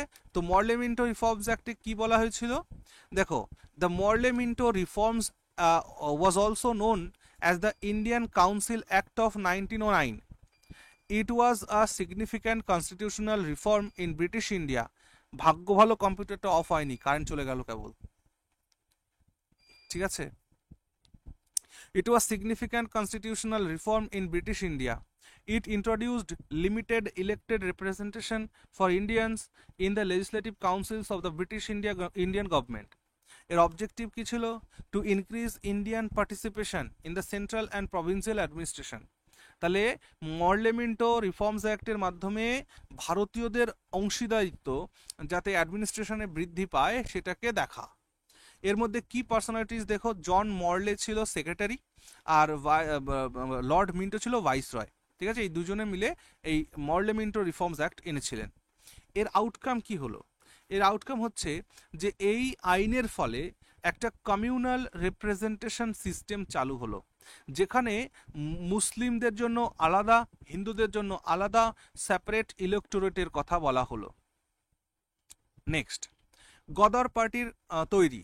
গদর পার্টি 1913 সালে 1913-এ তৈরি হলো স্যান ফ্রান্সিসকোতে লালা হরদয়ালের হাত ধরে, ঠিক? এবং এর প্রথম যিনি প্রেসিডেন্ট হয়েছিলেন তিনি হচ্ছেন সোহন সিং ভাকনা। সোহন সিং ভাকনা গদর পার্টির প্রথম প্রেসিডেন্ট হলেন এবং ফাউন্ড করলেন লালা হরদয়াল। এদের কাজ ছিল যে ভারত থেকে ব্রিটিশ কলোনিয়ালদেরকে, ব্রিটিশ শাসনদেরকে উৎখাত করা, ঠিক আছে? 1913 সালের 15ই জুলাই এটা ক্রিয়েশন হয়েছিল। এদের অবজেক্টিভ কি ছিল না, এদের একটা নিউজ পেপার ছিল গদর নামে, ঠিক আছে? এই গদর নিউজ পেপারের মাধ্যমে ব্রিটিশ শাসনকে ভারতবর্ষ থেকে উৎখাত করার জন্য একটা প্রপাগান্ডা চালানো হচ্ছে। এই গদর পার্টির যে নিউজ পেপার সেটা দিয়ে এরা কাজ করত। এদের মধ্যে গুরুত্বপূর্ণ নেতা ছিল লালা হরদয়াল, পণ্ডিত কিষান রাম মারোলি, মোহাম্মদ বরকতুল্লাহ, ভগবান সিং, তারকনাথ দাস, তারপর ভাই পরমানন্দ, হরনাম সিং তুন্ডিলাত। এই সমস্ত ব্যক্তিত্ব এই গদর মুভমেন্টে ছিল। এখান থেকে প্রশ্ন জিজ্ঞেস করে কিন্তু কোন নেতা কোন জায়গায় যুক্ত ছিল। এরপর একটা ঘটনা ঘটবে, কামাগাতামারু ইনসিডেন্ট। দেখো, গদর পার্টি আর কামাগাতামারু এই দুটো জিনিসকে একটু এক করে দেখবে। যদিও আমরা ডিটেলস ক্লাস যখন এর উপরে করব তখন এই বিষয়গুলো নিয়ে ডিটেলসে আলোচনা করব। আজকে যেহেতু ওভারভিউ ক্লাস, তবুও একটু ছোট ছোট করে বলে দিই। ঘটনাটা হলো কামাগাতামারু ইনসিডেন্ট মানে হচ্ছে কামাগাতামারু নামে একটি জাহাজ ছিল, একটা জাহাজের নাম এটি। এই জাহাজটি জাপান থেকে অর্থাৎ হংকং থেকে ভ্যাঙ্কুভার ছিল এর রুট, এবং সেটা কানাডা আর জাপান হয়ে যাবে, অর্থাৎ কোথা থেকে কোথায় যাবে, হংকং থেকে ভ্যাঙ্কুভার যাবে, তাহলে অর্থাৎ হংকং থেকে কানাডাতে যাবে, আর এটা ভায়া হবে কোথায়, জাপান ভায়া হয়ে যাবে। ঠিক আছে, এই শিপটা কামাগাতা মারু নামে যে শিপ, এটা একটা জাপানি শিপ। এই জাপানি শিপে মোট 376 জন প্যাসেঞ্জার ছিল, যারা ছিল ভারতীয় অর্থাৎ পাঞ্জাবি ইমিগ্রান্টস। পাঞ্জাবি ভারতীয়রা তারা সেল করেছিল যে তারা কোথায় যাবে না, কানাডাতে চলে যাবে। কিন্তু দেখা গেল যে এরা যখন কানাডাতে গিয়ে পৌঁছালো, ভ্যাঙ্কুভার ডকইয়ার্ডে গিয়ে, তখন দেখা গেল যে সেখান থেকে মাত্র 24 জনকে অ্যালাউ করা হলো কানাডাতে প্রবেশ করার জন্য, আর আর বাকি সবাইকে অর্থাৎ 352 জনকে ডিপোর্ট করে দেওয়া হলো, 352 জনকে ফেরত পাঠিয়ে দেওয়া হলো। আচ্ছা, তাহলে এই 352 জনকে কানাডা যখন প্রবেশ করতে দেয়নি, তাহলে এরা ফিরে আবার নিজের দেশে চলে আসুক। কিন্তু ঘটনাটা কি ঘটলো, ইংরেজদের কাছে এটা বলা হলো যে এই 352 জন মানে কানাডাতে প্রবেশ করলে শান্তি শৃঙ্খলা বিঘ্নিত হতে পারে, হ্যান ত্যান বিভিন্ন ধরনের অ্যাকিউজেশন আনা হলো। তারপর কি হলো, এদেরকে ভারতবর্ষে প্রবেশ করে নিজেদের বাড়িতে যেতে দেওয়া হলো না, এদেরকে কলকাতায় বজবজ নাম শুনেছো তো, সাউথ কলকাতাতে বজবজ, বজবজের একটা ডকইয়ার্ডে এদেরকে আনা হলো। এই 352 জনকে এনে সেখানে তাদেরকে অ্যারেস্ট করা হলো।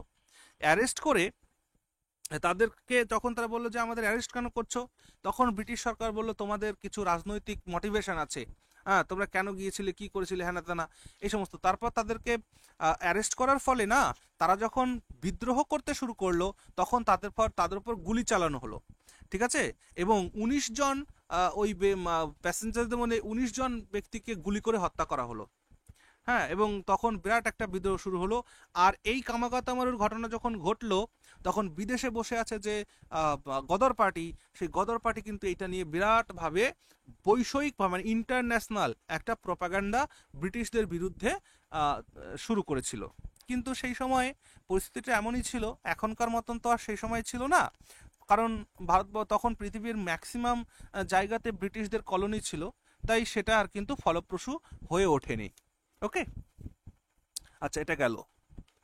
এরপর আসো home rule movement. Home rule মুভমেন্টের ক্ষেত্রে আমরা তো বললাম যে অ্যানি বেসেন্ট আর Bal Gangadhar Tilak home rule movement শুরু করেছিলেন। হোম রুল মুভমেন্টের মূল উদ্দেশ্যই ছিল যে আমাদের স্থানীয় স্বায়ত্ত শাসন প্রোভাইড করতে হবে। এই হোম রুল আন্দোলন 1916 থেকে 1918 পর্যন্ত চলেছিল। ওকে, চলো। এরপর চম্পারণ সত্যাগ্রহ, এর মধ্যে কি হয়েছে না, গান্ধীজির প্রবেশ ঘটেছে। 1917 সালে হয়েছে চম্পারণ সত্যাগ্রহ। চম্পারণ সত্যাগ্রহে কি হয়েছিল না, চম্পারণ বিহারের চম্পারণ বলে একটা জেলা, সেখানে ইংরেজরা কৃষকদেরকে নীল চাষ করতে বাধ্য করত, আর যার ফলে কৃষকেরা বিদ্রোহ শুরু করেছিল। আর সেই বিদ্রোহের নেতৃত্ব দিয়েছিল মহাত্মা গান্ধী, এবং এই মহাত্মা গান্ধী ছিল এবং এই চম্পারণ সত্যাগ্রহ ছিল মহাত্মা গান্ধীর প্রথম সত্যাগ্রহ ভারতবর্ষের বুকে, এবং তাকে এটা করার জন্য ইনভাইট কে করেছিল বলতো, রাজকুমার শুক্লা। পরীক্ষায় প্রশ্ন জিজ্ঞেস করে এটা, রাজকুমার শুক্লা। ঠিক আছে, আর চম্পারণ এটার আউটকাম কি হয়েছিল, এই সত্যাগ্রহের ফলে চম্পারণ অ্যাগ্রারিয়ান অ্যাক্ট 1918 এটা সাইন করেছিল গভর্নর জেনারেল অফ ইন্ডিয়া। ওকে, এই জায়গাটার সফলতা এসেছিল। এরপর খেরা সত্যাগ্রহ। খেরা সত্যাগ্রহ মহাত্মা গান্ধীর দ্বিতীয় অ্যাক্ট অফ সত্যাগ্রহ বলতে পারো। হ্যাঁ, যেখানে পাটিদার পিজেন্টদের নিয়ে, গুজরাটের পাটিদার পিজেন্টদের নিয়ে খেরা জেলাতে এই সংগ্রাম হয়েছিল। এইখানে মানে কি হয়েছিল বলতো, এখানে তখন ওই জায়গাতে প্লেগ হয়েছিল, প্লেগের একটা প্রাদুর্ভাব, প্লেগ আর কলেরা। এই প্লেগ আর কলেরা হয়ে গ্রামের পর গ্রাম মানুষ মারা গিয়েছিল, এবং সমস্ত কৃষকেরা একটা দৈন্য অবস্থার মধ্যে পড়েছিল। কিন্তু ইংরেজ সরকার যে ট্যাক্স, সেই হেভি ট্যাক্স দিয়েছিল, অর্থাৎ 23% ট্যাক্স আরোপ করেছিল, আর সেটা কৃষকরা না দিতে পেরে তারা আন্দোলন শুরু করেছিল।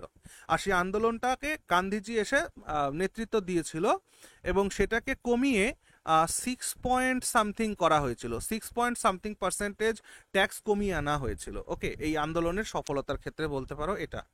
ওকে, আচ্ছা এটা গেল একটা ব্যাপার। তারপরে হচ্ছে কি, রাওলাট অ্যাক্ট। এরপর আসছে রাওলাট অ্যাক্ট। রাওলাট অ্যাক্টের মধ্যে আমরা দেখব যে রাওলাট অ্যাক্ট হচ্ছে 1919 সালের মার্চ মাসে 1919-এর মার্চ মাসে ইম্পেরিয়াল লেজিসলেটিভ কাউন্সিলে এই রাওলাট অ্যাক্ট পাশ হলো। এই রাওলাট অ্যাক্টকে বলা হতো ব্ল্যাক অ্যাক্ট বা কালা কানুন, ব্ল্যাক অ্যাক্ট বলা হতো, কারণ এইটার মাধ্যমে ভারতবর্ষে কিন্তু তখন ইতিমধ্যে ন্যাশনালিস্ট যে মুভমেন্ট বা জাতীয়তাবাদী আন্দোলন সেটা কিন্তু বিরাটভাবে শুরু হয়েছে। আর সেই জাতীয়তাবাদকে বন্ধ করার জন্য বা জাতীয়তাবাদকে সাপ্রেস করার জন্য এই রাওলাট অ্যাক্টের মতন কালা কানুন আনা হয়েছিল। এখানে ব্রিটিশ সরকার যে কোনো ব্যক্তিকে শুধুমাত্র সন্দেহের বশবর্তী হয়ে অ্যারেস্ট করে নিত, উইদাউট ট্রায়াল তাদেরকে 2 বছর পর্যন্ত জেলে রাখত। আর এইটার বিপ্লব বিরোধ করার জন্য ভারতীয়রা কিন্তু এটা বিপ্লব বিরোধ শুরু করে দিয়েছিল অলরেডি। এইখানে কি আমরা একটু পরে দেখব একটা কাহিনী যে কি ঘটনা ঘটলো, জালিয়ানওয়ালাবাগ হত্যাকাণ্ড কি করে হলো। এই রাওলাট অ্যাক্টের সারা দেশ জুড়ে এর যখন প্রতিবাদ প্রতিরোধ চলছিল তখন সত্যেন্দ্র পাল, তখন দুজন ব্যক্তির কথা, এই যে সত্যপাল আর ডক্টর সৈফুদ্দিন কিচলু, এই দুইজন ব্যক্তিকে অ্যারেস্ট করে নেয় ব্রিটিশ সরকার। অ্যারেস্ট করে নিলে তখন কি হয়, কে অ্যারেস্ট করে বলতো, পাঞ্জাবের যে মাইকেল ও ডায়ার ছিল, যে পাঞ্জাবের লেফটেন্যান্ট জেনারেল, সেই লেফটেন্যান্ট গভর্নর, তার নির্দেশে এই মাইকেল ও ডায়ারের নির্দেশে কি হয়, এদেরকে অ্যারেস্ট করা হয়। আর তখন এই লেফটেন্যান্টের ভবনকে যখন ভারতীয়রা আরউইনের ভবনকে, আরউইন হাউসকে যখন এরা মার্চ করতে গেল, প্রতিবাদ করতে গেল, কবে, 1919-এর 10ই এপ্রিল।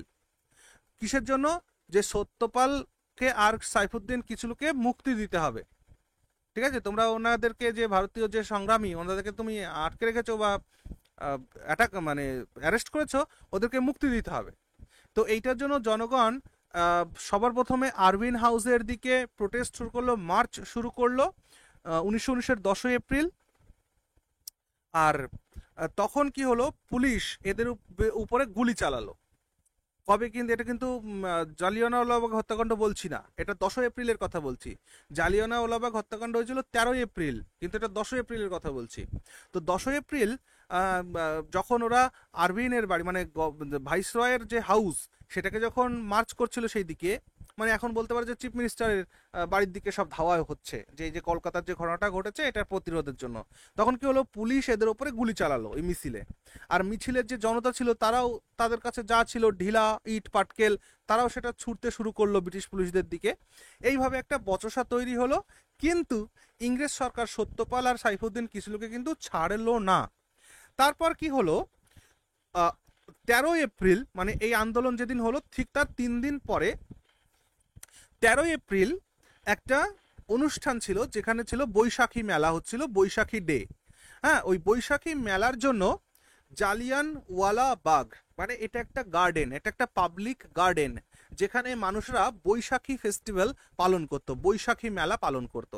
তো সেই বৈশাখী মেলার জন্য এই মানে এই 13 তারিখে সমস্ত জনগণ ওখানে গিয়েছিল। এবার ওখানে ঘোষণা হলো যে ওই মেলাতে যেহেতু অনেক লোক থাকবে, আসলে কিন্তু জালিয়ানওয়ালাবাগে লোকজন গিয়ে আন্দোলন করার জন্য জড়ো হয়েছিল এই কথাটা কিন্তু ঠিক নয়, ওইখানে লোকজন মেলা পালন করতে গিয়েছিল। আর তখন ভারতীয় নেতারা দেখেছিল যে আমাদের এত বড় একটা ঘটনা ঘটেছে, এর বিরোধ যদি করতে হয় তাহলে চলো ওই বৈশাখী মেলাতে যেহেতু জালিয়ানওয়ালাবাগে যেহেতু অনেক লোক উপস্থিত হবে, তাহলে ওখানে আমরা একটা মিটিং বা র্যালি করে নিতে পারবো। কিন্তু ইংরেজরা মনে করেছিল যে এই ভারতীয়রা ওই জালিয়ানওয়ালাবাগে ইংরেজদের বিরোধিতা করার জন্য সমাবেশ করছে। আর সেই জায়গায় দাঁড়িয়ে মানে জেনারেল ডায়ারের নেতৃত্বে, জেনারেল আর ডায়ার, রেজিনাল ডায়ার, মনে রাখবে দুজন ব্যক্তি আছে, ব্রিগেডিয়ার জেনারেল রেজিনাল ডায়ার আর এই যে মাইকেল ও ডায়ার, এ কিন্তু এক নয়। মাইকেল ও ডায়ার ছিল লেফটেন্যান্ট, পাঞ্জাবের লেফটেন্যান্ট গভর্নর ছিল, ওকে। আর জেনারেল ডায়ার ছিল ব্রিগেডিয়ার জেনারেল, যে সেনাবাহিনীর প্রধান ছিল। সে তার সৈন্যবাহিনী নিয়ে হাজির হলো, এসে ওই আনআর্মড একটা পাবলিক একটা গার্ডেন, এবং ওরা গেট বোধহয় খুব সংক্ষিপ্ত ছোট ছোট গেট ছিল, যেখানে মানুষ বেরিয়ে যে পালিয়ে যাবে সেরকম কোনো পরিস্থিতি ছিল না। সেই জায়গায় মানে কি বলে, অস্ত্র ছিল না। অস্ত্রহীন মানুষের ওপরে, সাধারণ মানুষের ওপরে ইংরেজরা নির্বিচারে গুলি চালিয়েছিল কিন্তু এই জেনারেল আর ডায়ারের নেতৃত্বে।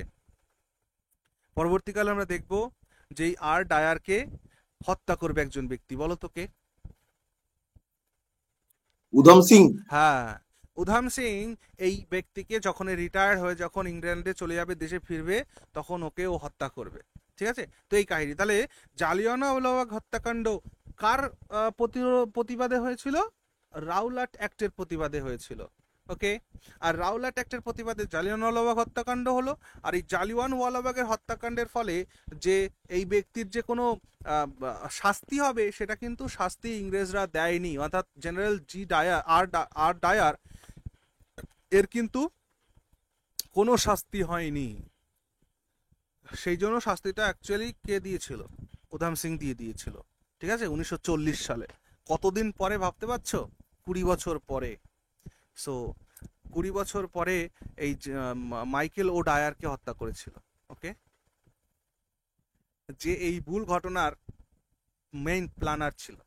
আচ্ছা, তাহলে এখানে কি কি ঘটনা ঘটেছিল ফলশ্রুতি হিসাবে, এটা তোমরা দেখে নাও।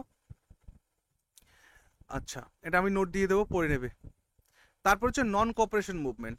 এবার জালিয়ানওয়ালাবাগের হত্যাকাণ্ডের ফলে যে নির্বিচারে গণহত্যা হয়েছিল, ম্যাসাকার হয়েছিল, সেইটার প্রতিরোধে ইংরেজ সরকার কোনো ব্যবস্থা নেয়নি, যার কারণে ভারত সরকার এই নন কোঅপারেশন মুভমেন্ট শুরু করেছিল।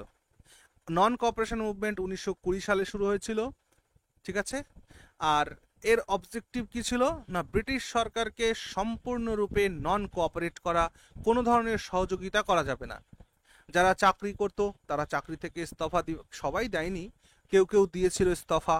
হ্যাঁ, যারা ইংরেজদের সাথে ব্যবসা করত, কাঁচামাল সরবরাহ করত, তারা এটা বন্ধ করে দিয়েছিল। তো এইভাবে নন কোঅপারেশন মুভমেন্ট শুরু হলো। আর এই নন কোঅপারেশন মুভমেন্ট ব্রিটিশদের জন্য কিন্তু একটা ব্যাপার ছিল। ব্রিটিশদের জন্য না, ভারতের, কারণ দেখো নন কোঅপারেশন মুভমেন্ট যখন শুরু হচ্ছে তখন প্রথম বিশ্বযুদ্ধ সবে শেষ হয়েছে। যার কারণে ইকোনমিক যে কন্ডিশন, সেটা কিন্তু সত্যিই খুব খারাপ অবস্থায় পৌঁছে গিয়েছিল। ঠিক আছে, তাহলে জালিয়ানওয়ালাবাগ, তাহলে নন কোঅপারেশন মুভমেন্টের কারণের মধ্যে দেখতে পাচ্ছ জালিয়ানওয়ালাবাগ ম্যাসাকার রয়েছে, তারপর dissatisfaction with Montagu Chelmsford reforms, এবং এর মধ্যে মন্টেগু চেমসফোর্ড রিফর্মস হয়েছে যেটা, সেইটার দিয়ে ভারতীয়রা সন্তুষ্ট ছিল না, এবং তার সাথে প্রথম বিশ্বযুদ্ধের যে ইকোনমিক হার্ডশিপ, এই সব মিলিয়ে নন কোঅপারেশন মুভমেন্ট চালু হলো। মনে রাখবে, নন কোঅপারেশন মুভমেন্ট গান্ধীজি শুরু করেছিলেন, এবং তার কথা ছিল যে এই মুভমেন্টটা হবে হচ্ছে সত্যাগ্রহ এবং নন ভায়োলেন্ট। ওকে, কোনো ধরনের সহিংসতা করা যাবে না। ওকে, তো এই উদ্দেশ্য নিয়ে শুরু হয়েছিল। কিন্তু এই আন্দোলন চলতে চলতে 1922 সালের 4 ফেব্রুয়ারি উত্তরপ্রদেশের একটা গোরক্ষপুর জেলার একটা গ্রাম চৌরি চৌরা, সেই চৌরি চৌরা গ্রামে কৃষকরা সংগঠিত হয়ে তারা একটা পুলিশ থানা, সেই পুলিশ থানাটাকে পুরো আগুন দিয়ে জ্বালিয়ে দিয়েছিল, এবং সেই থানাতে 22 জন অফিসার ছিল, পুলিশ ছিল, তারা মরে গিয়েছিল। আর এই ঘটনাটাতে গান্ধীজি ক্রুদ্ধ হয়েছিলেন, এবং তিনি এই নন কোঅপারেশন মুভমেন্ট কিন্তু বন্ধ করে দিয়েছিলেন, স্টপ করে দিয়েছিলেন 12 ফেব্রুয়ারি। 4 ফেব্রুয়ারি এই ঘটনা ঘটলো, আর 12 ফেব্রুয়ারি নন কোঅপারেশন মুভমেন্টকে এন্ড করে দিলেন কে? মহাত্মা গান্ধী। এই বিষয়ে অনেক কটা বিষয় প্রচলিত আছে, যে এই সময় নেতাজি সুভাষচন্দ্র বসু অনেক বিরোধিতা করেছিলেন গান্ধীজির, যে নন কোঅপারেশন মুভমেন্টটাকে স্টপ করাটা ঠিক হবে না। কিন্তু আরেকটা কথাও ঠিক, যে গান্ধীজি যখন এটাকে বন্ধ করেছিল না, এটা বন্ধ করাতে একটু লাভ হয়েছিল, মানে কে কে কোনভাবে আমার কথাটাকে নেবে আমি জানি না। লাভটা এই ছিল যে দেখো, যখন সহিংসতা তৈরি হয়েছে, যখন সরকারের বিরুদ্ধে কোনো সহিংসতা তৈরি হয়, তখন তুমি দেখবে সরকারও সেটাকে প্রতিহত করার জন্য যা খুশি তাই করবে। এই যে তোমরা বাংলাদেশের ঘটনাটাকেই দেখো, বাংলাদেশে যে স্টুডেন্ট প্রোটেস্ট বা জনতার প্রোটেস্ট যাই বলি না কেন আমরা, তো সেইটা যখন হলো, যখন তখন শেখ হাসিনার সরকার ওখানে যখন যারা যারা ছিল তারা যখন এটার প্রতিরোধ গড়ে তুলেছিল, তারা কিন্তু আপোষ মীমাংসা করতে পারতো। কিন্তু যখন ছাত্ররা এই ভাঙচুর শুরু করেছিল না, এটা ভাঙছে, রেল জ্বালিয়ে দিচ্ছে, এটা করছে, সেটা করছে, হসপিটালে আগুন দিয়ে দিচ্ছে, তো জনগণ যখন ভায়োলেন্স শুরু করলো, সরকারও কিন্তু তখন গুলি টুলি চালানো শুরু করে দিল। এবং এখন ইন্টারন্যাশনাল মিডিয়া থেকে জানা যাচ্ছে যে ভারত বা বাংলাদেশে 1000-এর বেশি নাকি লোকজন হতাহত হয়েছে। তার মানে বুঝতে পারছো? তো এই জন্য গান্ধীজি দেখলেন যে আমার সিভিলিয়ান যদি হত্যা হয়ে যায় তাহলে সমস্যা হবে, তাই তিনি এটাকে বন্ধ করেছিলেন। সো এটার খারাপ দিক ভালো দিক দুটোই আছে, এটা নিজেদের পার্সপেক্টিভ থেকে নিজেরা আলোচনা করবে। ওকে, আচ্ছা চলো এরপর আসো মোপলা বিদ্রোহ। দেখো 1920 পরে 1921 সালের মোপলা বিদ্রোহ, তোমরা যদি সিরিজগুলোকে একবার একটু খাতায় লিখে রাখো না, তাহলেই তোমাদের আশা করি এখান থেকে অপশন যা কোশ্চেন দিক না কেন উত্তর করতে সুবিধা হবে। সিরিজটা দেখো প্রত্যেকটা পর পর পর পর হচ্ছে। 1921 মোপলার বিদ্রোহ হচ্ছে 1921। মোপলা কারা? মালাবার কোস্ট। কোথায় আছে বলো দেখি মালাবার কোস্ট? ইন্দোনেশিয়া আর মালয়েশিয়া। মালাবার কোস্টটা কোথায়? তামিলনাড়ু। তামিলনাড়ু স্যার। মালাক্কা। তাহলে করমন্ডল কোস্ট কোনটা? মালাবার কোস্ট স্যার, যদি আরো তামিলনাড়ু আরো হয় তাহলে করমন্ডল কোস্ট কোনটা? মালাবার কোস্ট করমন্ডলটা তামিলনাড়ু আর মালাবার আর কোঙ্কনটা কেরল। দেখো আচ্ছা কোঙ্কন কোস্ট কোনটা তাহলে আমি দেখিয়ে দিচ্ছি, শোনো কোথায় দেখাই, এখানে দেখাই। এই হচ্ছে গুজরাট, এই হচ্ছে চলে আসলো এই যে গুজরাটের ঠিক নিচে এই যে গোয়া টোয়া এই যে যেগুলো কর্ণাটকায় যে রয়েছে না, এটাকে বলা হয় কোঙ্কন কোস্ট। একে বলা হয় কোঙ্কন কোস্ট। কোঙ্কন কোস্টের নিচে এটাকে বলা হয় মালাবার কোস্ট। মালাবার কোস্ট। আর এই যে যে কোস্টটা দেখতে পাচ্ছ এইটাকে বলা হয় করমন্ডল কোস্ট। করমন্ডল কোস্ট। ওকে, বলো দেখি এই করমন্ডল কোস্টে বৃষ্টি হয় কিসের কোন বাতাসের ফলে? দক্ষিণ দক্ষিণ পশ্চিম মৌসুমী বায়ু। দক্ষিণ পশ্চিম মানে ইংরেজিতে বলো? South retreating western. Monsoon. North west মনসুনের জন্য। Very good, very good. North west monsoon, যখন মনসুনটা এই নর্থ থেকে ওয়েস্টের দিকে আসে, সরি, এইটার আমি জন্য বাংলাতে বৃষ্টিপাত ভুল হয়। বলে ফেলেছি, ইংলিশটাতে ঠিক বলেছি, আমার ওইটাই কনফিউশন হয়ে বললাম গেছে। যে দরকার নেই, বাংলাটা বলার দরকার নেই, তো এই জন্য তো বলছি রিট্রিটিং মনসুন বলা হয় এটাকে। রিট্রিটিং হ্যাঁ, এই মনসুন, শীতকালটাতে যেটা হয়, হ্যাঁ যেটা শীতকালে। শীতকালে হয়। এটা কেন হয় দেখো আমি পড়িয়ে রেখেছি কিন্তু। এইখানে আছে মেডিটেরিয়ান সি। এই মেডিটেরিয়ান সি থেকে, মেডিটেরিয়ান সিতে যে সাইক্লনগুলো তৈরি হয় গ্রীষ্মকালে, সেই সাইক্লনগুলো না এখানে বইতে থাকে এইভাবে এইভাবে এইভাবে বইতে থাকে। এই সাইক্লন এইগুলোকে বলা হয় ওয়েস্টার্ন ডিস্টারব্যান্সেস। কি বলা হয়?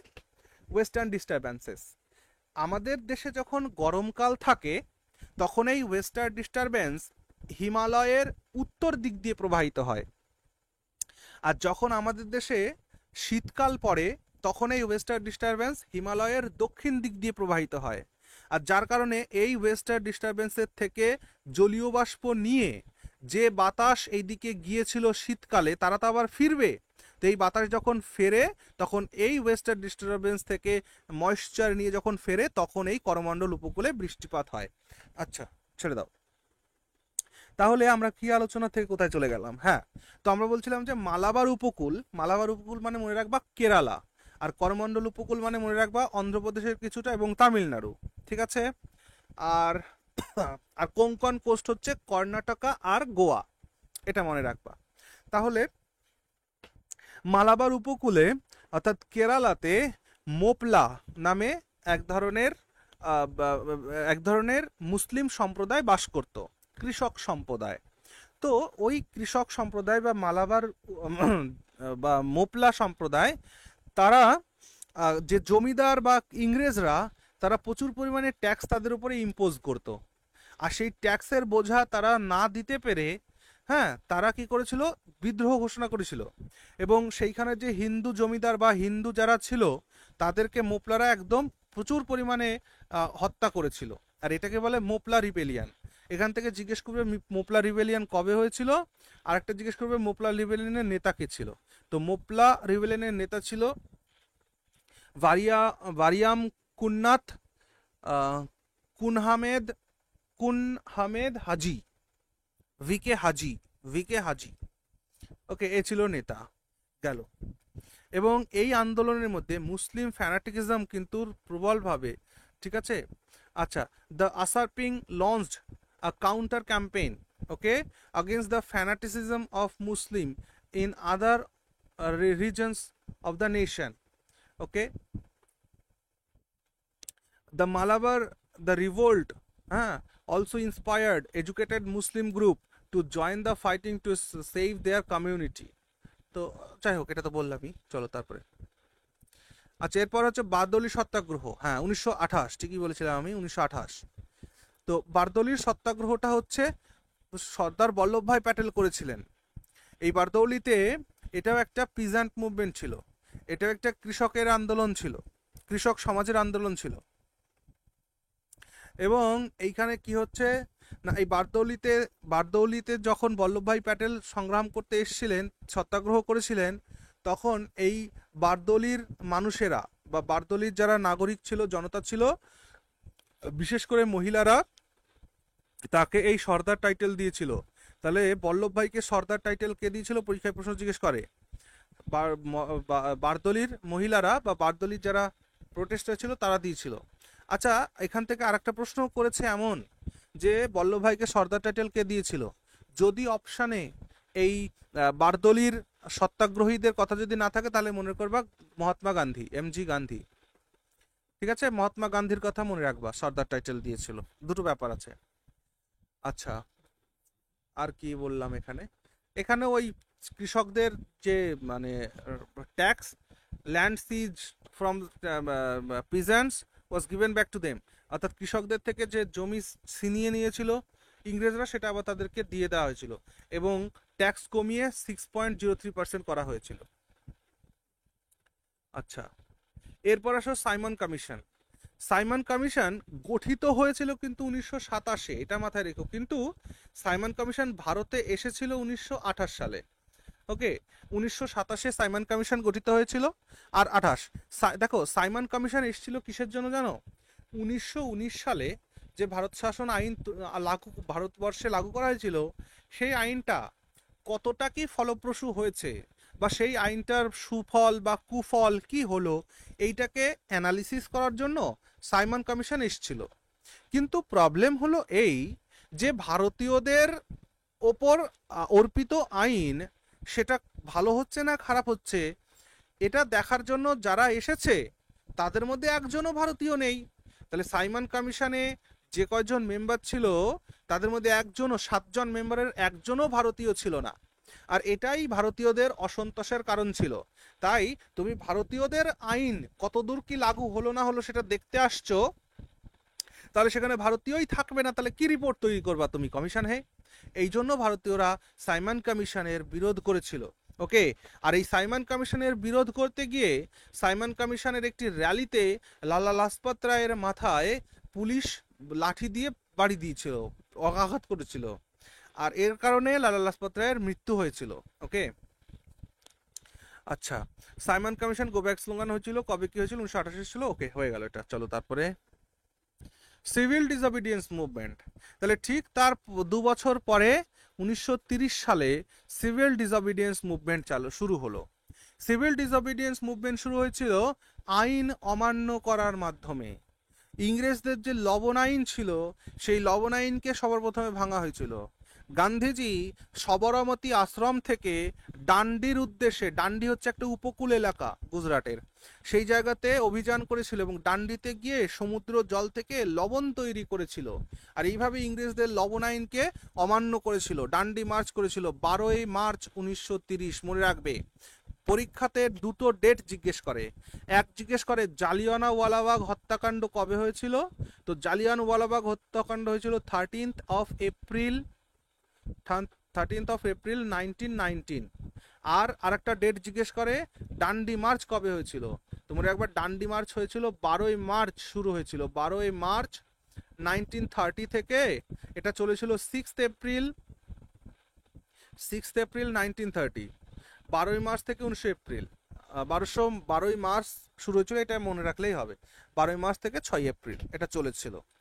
আচ্ছা, লোকেশন ছিল বললাম সবরমতী, হেডকোয়ার্টার। ব্রিটিশদের যে ট্যাক্স ছিল সল্ট ট্যাক্স, ব্রিটিশদের যে সল্ট মনোপলি সেটা ভাঙার জন্য। আচ্ছা, এখানে গান্ধীজির সাথে পা মিলিয়েছিল সরোজিনী নাইডু, চক্রবর্তী রাজা গোপালাচারী এখানে ছিল। এটা একটা মাস সত্যাগ্রহ হয়েছিল, হ্যাঁ, প্রচুর জনগণ অংশগ্রহণ করেছিল এখানে। আচ্ছা, এবার আসো গান্ধী আরভিন প্যাক্ট। এবার কি হলো, দ্বিতীয় গোলটেবিল বৈঠক শুরু হবার আগে, কত নম্বর গোলটেবিল বৈঠক শুরু হওয়ার আগে? দ্বিতীয়, সেকেন্ড রাউন্ড টেবল বৈঠক শুরু হবার আগে গান্ধীজির সাথে লর্ড আরউইনের একটা চুক্তি হয় 1931 সালে। 1931 সালের এটা 1931 গান্ধী আরউইন চুক্তি 1931 তাহলে এই চুক্তির পরেই কিন্তু সেকেন্ড রাউন্ড টেবল মিটিং হয়েছিল। আচ্ছা, এই গান্ধী আরউইন চুক্তি, যেটাকে দিল্লি চুক্তিও কিন্তু বলে, মনে রেখো, দিল্লি প্যাক্ট, দিল্লি চুক্তিও বলে এটাকে, 1931 এই চুক্তিতে কি কি হয়েছিল?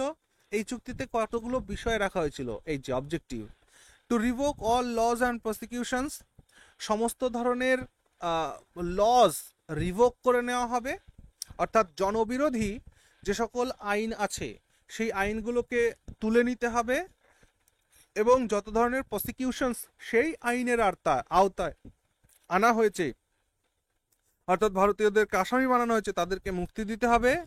To allow the free gathering or production of salt, মানুষকে ফ্রি গ্যাদারিং এর সুযোগ দিতে হবে এবং সল্ট প্রোডাকশনের অধিকার দিতে হবে।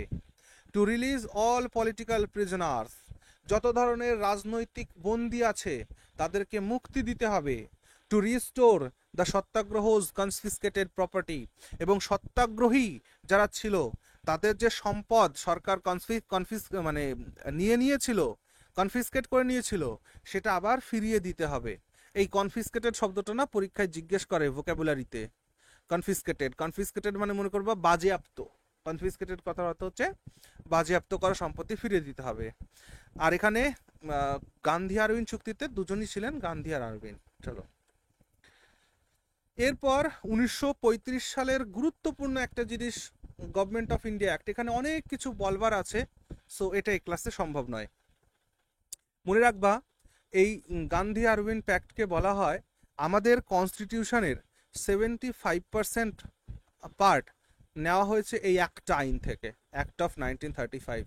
1935-এর এই একটা আইন থেকে আমাদের কনস্টিটিউশনের 75% ফিডিং হয়েছে। আচ্ছা, অগাস্ট অফার। এরপর দেখো 1940 সালে, এর মধ্যে থেকে তো দ্বিতীয় বিশ্বযুদ্ধ সব, দ্বিতীয় বিশ্বযুদ্ধ তো এবার হবে। এবার দ্বিতীয় বিশ্বযুদ্ধ যখন শুরু হয়েছে তখন ভারতীয়দের সমর্থন তো দরকার, তাই ভারতীয়দের সমর্থনের জন্য ইংরেজরা একটা অফার দিল, আর সেই অফারটা 1940 সালের অগাস্ট মাসে দিয়েছিল, তাই এটাকে বলা হয় অগাস্ট অফার। ওকে, এই অগাস্ট অফারে কি বলা হলো? এই অগাস্ট অফারে বলা হলো যে ভারতীয়দের স্বাধীনতা আমরা মেনে নেব যদি ভারতীয়রা আমাদেরকে দ্বিতীয় বিশ্বযুদ্ধে সহযোগিতা করে, তাহলে ভারতীয়দের স্বাধীনতা আমরা মেনে নেব, কিন্তু ভারতীয়দের আমরা পূর্ণ স্বাধীনতা দেব না, ভারতীয়দের ডমিনিয়ন স্ট্যাটাস দেব। তাহলে এই অগাস্ট অফারের মধ্যেও কিন্তু ডমিনিয়ন স্ট্যাটাস কথাটা বলা হয়েছিল, পূর্ণ স্বাধীনতার কথা বলা হয়নি। তাহলে অগাস্ট অফার কি ছিল? তৎকালীন ভাইসরয় লর্ড লিনলিথগো তিনি এই অগাস্ট অফার প্রস্তুত করেছিলেন। তিনি বলেছিলেন, তিনি কিছু প্লেজ রেখেছিলেন, মানে তিনি কিছু প্রতিশ্রুতি দিয়েছিলেন, কি? To include more Indians on the executive council of the viceroy of India. ইন্ডিয়ার ভাইসরয় যে তার এক্সিকিউটিভ কাউন্সিলে আরো বেশি ইন্ডিয়ানসদেরকে রাখবো। To establish an advising work council, একজন ওয়ার্ক কাউন্সিলের অ্যাডভাইজিং একটা কমিটি তৈরি হবে। To give full weight to the minority opinion, মাইনরিটিদের অপিনিয়ন এর মর্যাদা দেওয়া হবে, to recognise Indians freedom to create their constitution, এবং ভারতীয়দের স্বাধীনতা দেওয়া হবে তার জন্য কনস্টিটিউশন তৈরি করার জন্য একটা ইন্ডিয়ান কিছুদের মানে কনস্টিটিউশন অ্যাসেম্বলি গঠন করা হবে। কিন্তু ওই যে বললাম এই অগস্ট অফারের মধ্যে ডমিনিয়ন স্ট্যাটাসের কথাটা ছিল, পূর্ণ স্বাধীনতার কথা ছিল না। এর ফলে কি হলো যে একটা কনফারেন্স ওয়ার্ধাতে অনুষ্ঠিত হলো 1940-এর 21শে আগস্ট।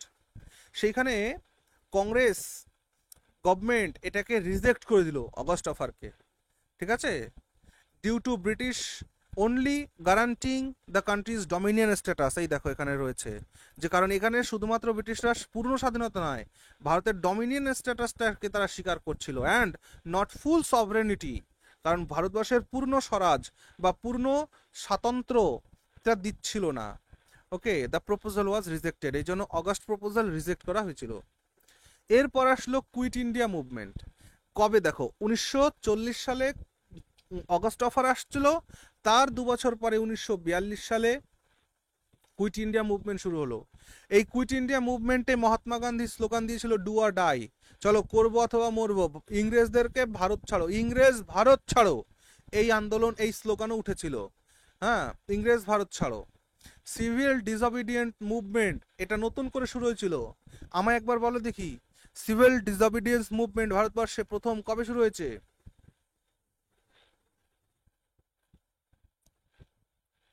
বলো।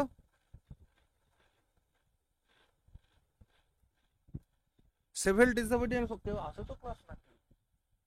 সিভিল ডিসঅবিডিয়েন্স মুভমেন্ট ভারতবর্ষে কবে শুরু হয়েছে?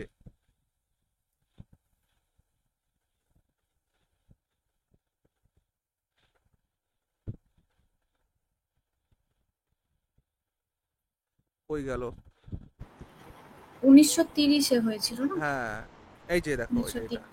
তাহলে সিভিল ডিসঅবিডিয়েন্স প্রথমে শুরু হয়েছে 1930, কিন্তু এই 1930-এ যে সিভিল ডিসঅবিডিয়েন্স শুরু হয়েছে এইখানে সেইভাবে সাধারণ জনগণের স্বতঃস্ফূর্ততা লক্ষ্য না করা গেলেও এইখানে কুইট ইন্ডিয়া মুভমেন্টের সময় কিন্তু সাধারণ জনগণের মুভমেন্ট, অর্থাৎ মাস সিভিল ডিসঅবিডিয়েন্স মুভমেন্ট এটাকে বলা যেতে পারে। তাহলে quit India movement was a mass civil disobedience movement. It was launched by Mahatma Gandhi and the Indian National Congress in 1942. Okay, Mahatma Gandhi demanding an end to British colonial rule in India. ভারতবর্ষে British শাসনকে শেষ করতে হবে, এটাই demand ছিল। UP, Bihar, তারপর মেদিনীপুর আমাদের পশ্চিমবঙ্গে, কর্ণাটক, মহারাষ্ট্র, এই সমস্ত জায়গায় এই আন্দোলন শুরু হয়েছিল। ব্রিটিশ শাসনকে শেষ করতে হবে, এটাই অবজেক্টিভ ছিল। মহাত্মা গান্ধীর নেতৃত্বে হয়েছিল। আচ্ছা, এখানে আর কি বলার আছে? আচ্ছা, এরপর দেখো এই কুইট ইন্ডিয়া মুভমেন্টের পরে ক্রিপস মিশন আসলো ভারতবর্ষে। ক্রিপস মিশনে 3জন ব্যক্তি ছিল, 3জন ব্যক্তি, স্যার স্ট্যাফোর্ড ক্রিপস, ঠিক আছে, এখানে লিখেছে বোধহয় কোথাও, কই গেল সেটা? 3জন ব্যক্তি ছিল, স্ট্যাফোর্ড ক্রিপস, এই 3টে কিন্তু নাম পরীক্ষায় জিজ্ঞেস করে, এটা তো লিখিনি আমি নোটটাতে। আচ্ছা, ক্রিপস প্রস্তাবটা কিছু লাগে দেখো, to ensure complete Indian cooperation and assistance for their World War second efforts.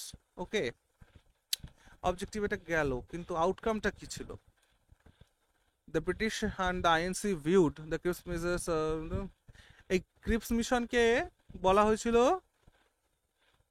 যে it is the post dated cheque of a crumbling bank, এটা গান্ধীজি বলেছিলেন, ঠিক আছে। আচ্ছা, ক্রিপস মিশনের 3জন ব্যক্তি ছিল, sir Stafford Cripps, A V Alexander, আরেকজন ছিল কি বলতো, পেথিক লরেন্স। পেথিক লরেন্স মনে রাখবে, এই 3জন ছিল এই কমিটিতে।